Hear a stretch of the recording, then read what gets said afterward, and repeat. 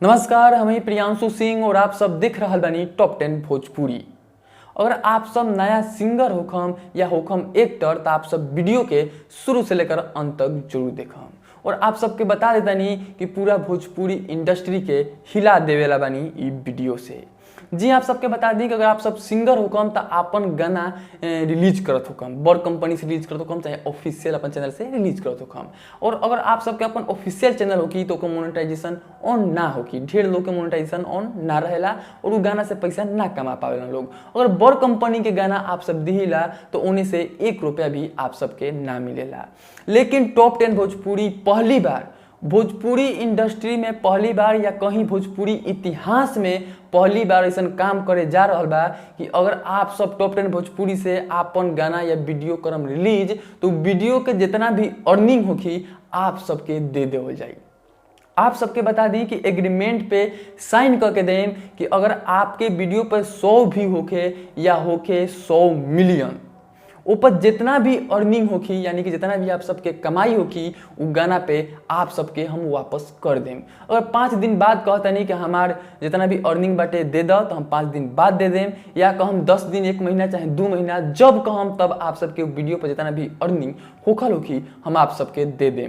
बस आप सबके साथ एगो एग्रीमेंट हम साइन करम। दूसरी बात, अगर आपके गाना गावत आनी तो जो ट्रैक बाटे जो ट्रैक होला ट्रैक कॉपीराइट ना चाहिए, केहू के गाना चोरी ना चाहिए। और ट्रेंडिंग जोन गाना बाटे वो अपन गा सकता नहीं, लेकिन केहू के चोरी कईल गाना चाहे चोरी कईल ट्रैक नहीं गा सकत। एक बात और, टॉप 10 भोजपुरी ना ही गाना रिकॉर्ड करेला और ना ही वीडियो बनवावेला, ना ही कोनो म्यूजिक डायरेक्टर से आप सबके वीडियो बनवाई, ना ही आप सबके ऑडियो रिकॉर्ड करवाई। काहे कि ई सब काम ना करेला, सीधे एक रिलीजिंग के काम बाटे। टॉप 10 भोजपुरी के सीधे रिलीजिंग के काम बाटे। आप अपन गाना लेकर आई, हम आपके गाना या शॉर्ट फिल्म, अगर एक्टर बनी तो शॉर्ट फिल्म अपन रिलीज कर चाहता नहीं तो आप सब टॉप 10 भोजपुरी के माध्यम से रिलीज कर सकता नहीं।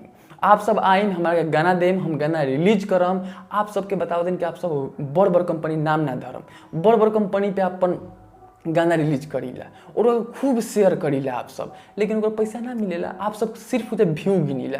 लेकिन अगर आप सब टॉप 10 भोजपुरी पे रिलीज करम और भोजपुरी पे टॉप 10 भोजपुरी वाला गाना के शेयर करम, जितना व्यू आई और गाना के जितना भी अर्निंग होगी आप सबके सीधे जेब में डाल देवल जाई। एग्रीमेंट साइन करके देम और आप सबसे भी साइन करवाई। 100 गो व्यू होके या होके 100 मिलियन आपके पूरा पैसा देवेला बानी।